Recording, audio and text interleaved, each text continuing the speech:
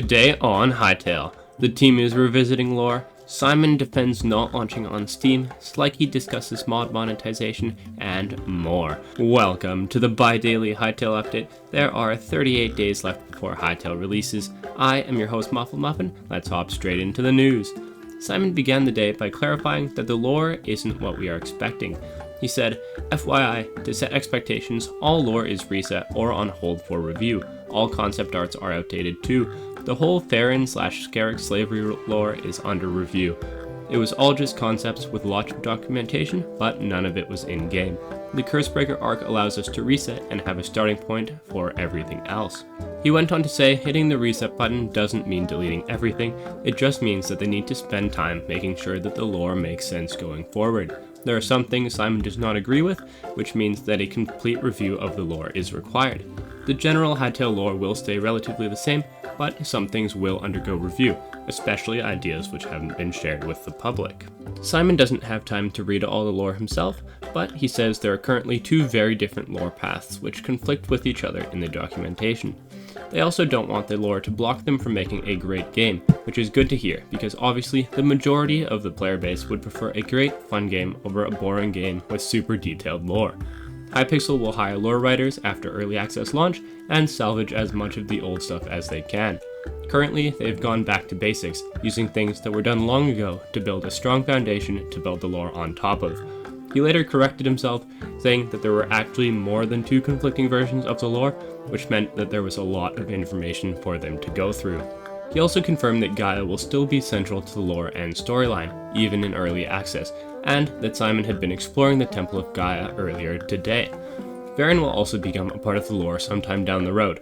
Hopefully, this means that there will be a basic storyline in a Hytale right away to give players looking for a sandbox RPG what they've always dreamed of, and the confirmation of Gaia's Temple makes me fairly certain that if Hytale doesn't release with some form of storyline, it will get one very, very soon after release. Simon continued on, saying that the lore the community theorized about for years is different than the lore that Simon had read, which is why they needed to pause and review it all and figure it out post-launch.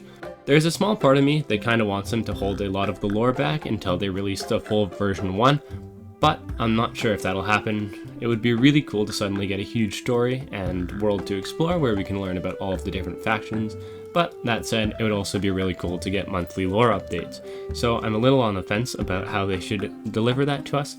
Regardless of all that, this whole lore saga brings another similarity between Minecraft and Hytale. Concept art is not a commitment. The second big topic of the day was basically Simon getting roasted for not having Hytale on Steam, then Simon explaining the reasons Hytale wasn't going to be on Steam, and then them continuing to not understand and show that they've not really been keeping up with anything Hytale related.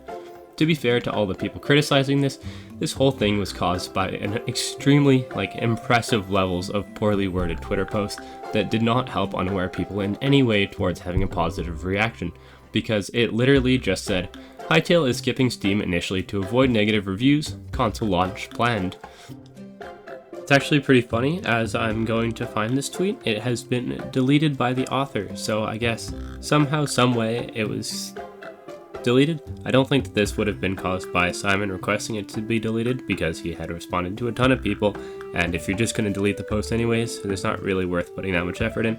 But yeah, it's gone. Stricken from the internet.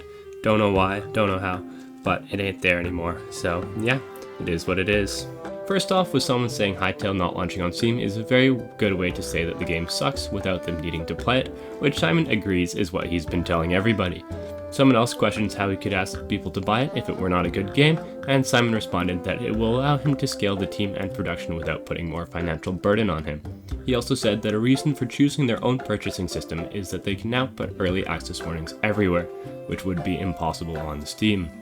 After that, someone criticized him avoiding negative reviews on Steam as a ploy to drive up sales, because people won't realize that the game is bad. And Simon argued that the better option to drive up sales would be to put it on Steam and hype it up like crazy, which is the opposite of what Simon has been doing. He restated that there will also be a ton of warnings when you buy the game that it is not a good game yet. Another ex-user suggested Simon got investors to fund the game instead of relying on customers, and Simon replied that Hytale needs to be in players' hands, not investors, and players will decide if it's worthy. Remember that outside investment is how Hytale initially ended up being delayed and then cancelled, and that if we want the future of Hytale to take super small cuts for modders and servers, there can't be investors who want the income of the game to increase, because then they'll just ask for there to be more microtransactions and bigger cuts. Simon also mentioned that some of the key features that they want to do on Hytale's launcher are not possible on Steam, so they would need to cut those features to accommodate a launch on Steam, or ask Steam to fix their platform for them, which Steam is unlikely to do as Hytale is not a very heavy-hitting game at the moment. He also mentioned that searching Hytale in Steam leads to results featuring a certain German warlord, whose name I don't think I'm allowed to say on YouTube, which I was unable to reproduce on Steam myself, but that may be due to controls that I have on my Steam account, I'm not sure.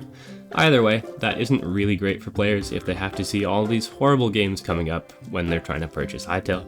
The negative reviews were just the easiest thing to explain of the many reasons that the team decided not to launch on Steam. He also pointed out that the best-selling game of all time, Minecraft, is not on Steam. Finally, we step away from the Steam debate with the Hytale Twitter showing us a screenshot of the flyer skeleton that we saw a while ago, I believe from Elrich MC's interview with Simon, and a player wielding an axe using its charged attack to do a leaping strike onto the unaware skeleton. They posted it with the tagline, "Lots of variety in weapons and playstyles. We are excited to show you more about Hytale's combat very soon." The image also makes me wonder how the skeleton's weapon attacks. My guess would be that the ultimate would somehow involve spinning the weapon around to do area of effect damage, and the rest of the attacks would be similar to those of swords, but using both blades. I also wonder if it's a weapon that has been configured for release, or if it's just a cool looking weapon that matches the fire skeletons nicely, and that's why we keep seeing it in game. Simon responded to that Hytale post that lots has and still is being changed since the Cursebreaker gameplay video. Some things that come to mind are balance changes focused around PvE, as well as a reduction of weapons pulling you forward that Simon has talked about before, because he had said that a lot of the things they had felt really good for PvP, but didn't work very well for PvE, because they would just pull you forward into crowds of mobs. I do hope that whatever changes they make to weapons and balance for PvE don't alter PvP too badly, as that will likely have a much more dedicated audience than PvE ever will. I also wonder if the combat action evaluator still exists, because it made the AI and human players in this video virtually indistinguishable from each other, and bringing AI enemies to the point where they will backstep, sidestep, and perform other actions not usually done by AI would be awesome. I have no idea how much computational power this takes, so maybe it wouldn't be feasible to run when there are large hordes of monsters. It may also cause them to take weird actions when they're in hordes if it's mostly tuned to one-on-one combat. Whatever the team chooses to do, I hope that fighting mobs is more engaging than the mobs mindlessly chasing players and swinging their weapons whenever they catch up. Simon said that there will be no combat blog post in the near future, but they will do more combat gameplay videos later on. He mentioned that there will be minor UI changes before early access launch and a big UI overhaul later, although gave us no hint as to when those changes would come. He also announced that the Hytale Twitter will unveil the exclusive outfits for the different editions of Hytale at 10 AM EST tomorrow, plus some clips to show us capes in motion. He confirmed that there will be more sets added to each tier throughout the next few years, and that the Cursebreaker edition will also get the cosmetics included with the supporter edition, and both will get the cosmetics with the base edition. The Hytale Twitter then dropped another screenshot, this time of this Outlander archer standing guard in an Outlander village. I wonder if this is the archer that killed Simon 5 times the other day. We can see a handful of interesting things in this image, including icicles, some skeleton below what looks to be a pendulum. Having dead bodies laying around isn't very sanitary, guys. And in the background, a very awesome looking banner. I really hope that we're able to customize banners like can be done in Minecraft, because in role-playing SMPs, banners are a really awesome way to show your allegiance, and just generally I like how they can be used to accent builds.